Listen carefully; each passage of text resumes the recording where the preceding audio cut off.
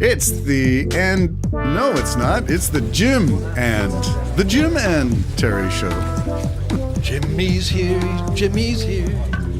Jimmy crack corn, and I don't care. Oh, crack it. Okay, where are we going with all this? Crack something, but you wouldn't care if I did. Jim's got clarity now. He's got clear insight.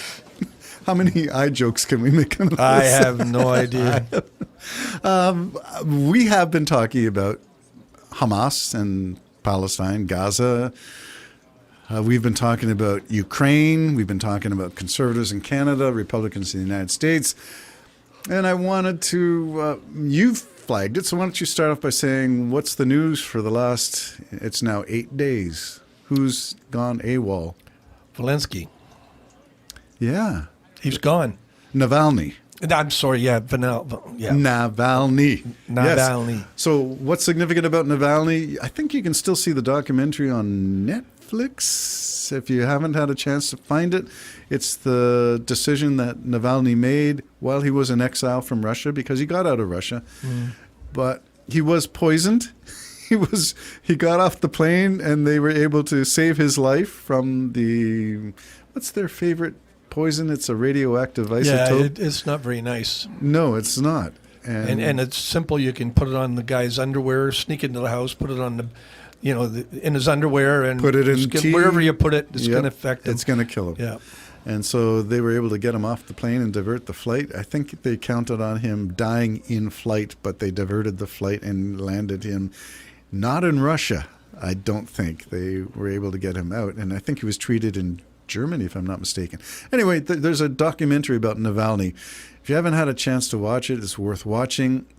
My hope was in Navalny. My hope was in, do you know the phrase Arab Spring, where countries from Libya, even including Syria, experienced an uprising from the people to overturn the authoritarian Islamic state. We were hoping for this in Iran, actually, to overthrow the Ayatollah. And that's the country, of course, where the girl was beaten by the morality police and died for not wearing No, she wore it. She just didn't wear it right. Didn't wear it properly. Yeah, and that could have happened bending over and your head hitting a shelf or something. As far as I understand, she wore her covering prop. She wore it, it just wasn't proper. Right. I'm not sure where I was going with all this stuff, except to say Navalny is missing. Yeah. Well, Navalny, he dared to oppose the leadership of Putin. Freely. He was standing in Moscow. Yeah. I thought he was going to be assassinated for sure. Yeah.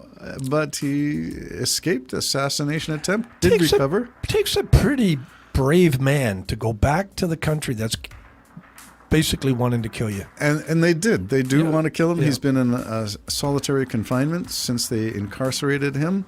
Fake charges, and away we go. That's the way things work in Russia. And now he's just went away, Terry. He's gone. Yes, when his lawyers don't know where he is, we're in a big problem. And the one who I've been following that's flagged all this for me is Bill Browder, whose book I happen to have on my Red Notice by Bill Browder. I follow him on Twitter because all things to do with Russia. And I told you about the Magnitsky Act. Magnitsky was his lawyer in Russia when Putin was trying to take out Bill Browder. And instead, the lawyer, because they could apprehend him, but Bill Browder is an American. So Putin got a hold of Magnitsky, and he died in custody, and that's what I think is happening. That's a brute guy, isn't it? Putin. No. I mean, he just couldn't care less who he kills. He just kills. No. And people need to understand, Ukraine is going against this mad dictator. Yeah. And we need to give them whatever it takes. I agree. Now, I was thinking we could probably sponsor a shell or two and send them over. I don't know what shells for Ukraine. Yeah, put it. With the way they mark them with marker pens and put them. And if you give $150,000, we'll send you this bullet that you can hang on your Christmas tree. Oh my goodness! Yeah, okay, we're going into the theater of the absurd on that, but we do understand that Navalny represented the one glimmer of freedom, and that's It seems to be that Putin's goal is to eradicate, snuff out every little ember of hope. And when Putin dies, eventually, whether old age or whatever, what happens then? Maybe he'll be poisoned. What? Maybe he will be poisoned. Yeah, but whatever way he goes, Right. what happens? Who's in line?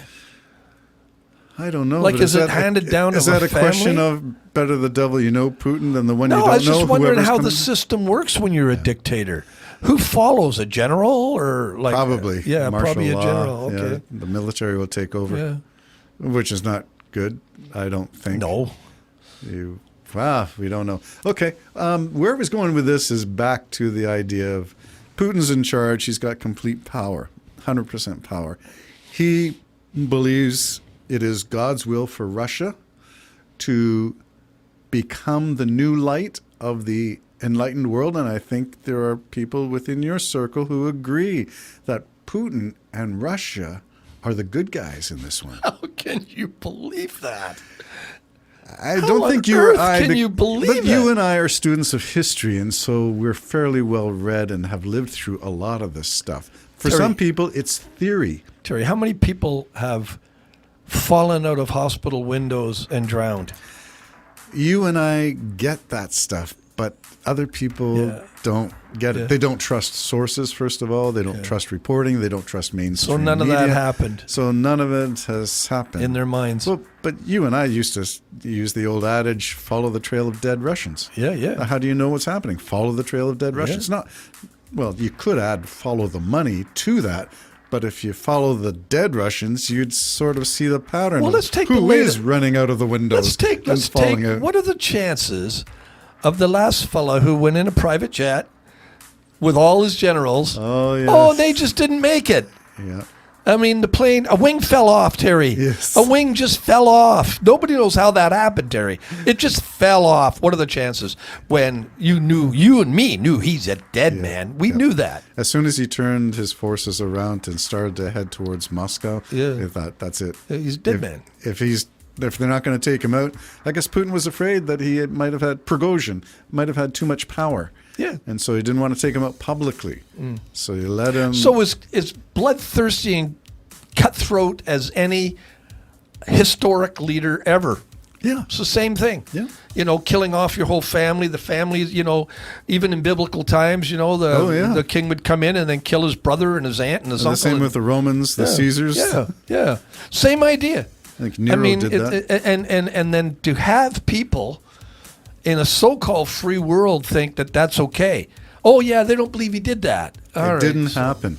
Yeah, he's just a nice guy. This is the thing. So to wrap it up with other podcasts that we've done in this session together, we talked about October 7th, the raping of women did not happen. That's why they're tearing down all those hostages. The hostages were voluntarily taken to picnic locations in tunnels. And the Russians took the Ukrainian children to keep them safe. Tens of thousands. Yeah, to keep them safe. Now that's a genocide. Yeah, you want to talk about the word genocide? Yeah. Let's put it in proper context. One of these things belongs with the other. One of these things just doesn't belong. So genocide, not what happening in the Gaza Strip. It is violent and is brutal, and there are tens of thousands. Got it. In Ukraine, that is genocide. Yeah. They are trying to annihilate Putin, Russia, trying to annihilate Ukraine. Every bit of culture, every bit of art, every bit of language, every child. They're trying to eradicate Ukraine and its identity. Anyway, I don't know where I was going with that, but I'm going to bring it back to the great US of A and talk about what I would call, I'm going to call him Magic Mike. Magic Mike, Mike Johnson, the leader of the House Republicans, who in years gone by might have been known to say things like, well, you can't indict a president without having evidence. So says the current leader of the Republicans' House of Congress 4 years ago, while the Democrats were impeaching Trump, not once but twice, with oodles of evidence that was presented.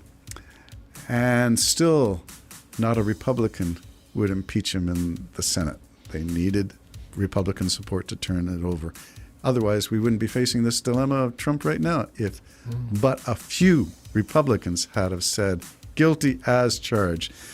So anyway, that takes me to Magic Mike Johnson, who is Magic Mike? MAGA Mike. Maybe that's the word, MAGA. Why MAGA? Because in his Make America Great Again campaign, he suddenly forgot his conscience and his upbringing. And he is now what I would call a white Christo-fascist. Wow. Which means he's wearing his religion, not on his sleeve, but in a visible halo that he polishes publicly.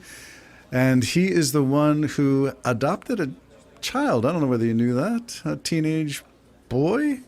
Strange stuff happening, but that's not the big concern. The big concern is duplicity. And you have said, Democrats, they're the same as Republicans when they get in power. They all say this, they all do that. And you're right. Power corrupts. Absolute power corrupts absolutely in some general sense. But this guy is a certified kind of QAnon Ginny Thomas nut bar, and he's the leader of the House, which makes him, number 2 after Kamala Harris if anything happens to Biden. And that scares the poop out of me. Yeah, well, that doesn't really scare me. I'm more concerned that Trump is going to win again.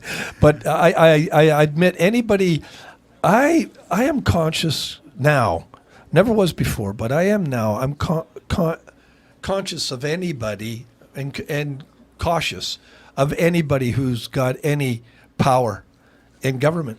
You're going to lie, you're going to cheat, you're power hungry. I mean, the days of Abraham Lincoln, I think, are gone.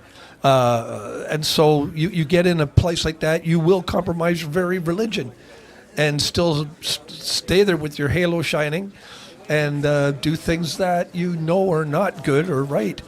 And it'd be different if you fell on your knees and said, I'm sorry and forgive me, and maybe try repenting. But Magic Mike, MAGA Mike, is anointed by God. I don't know whether you knew that. God told him he was going to be Speaker. He's appointed by God, anointed by God.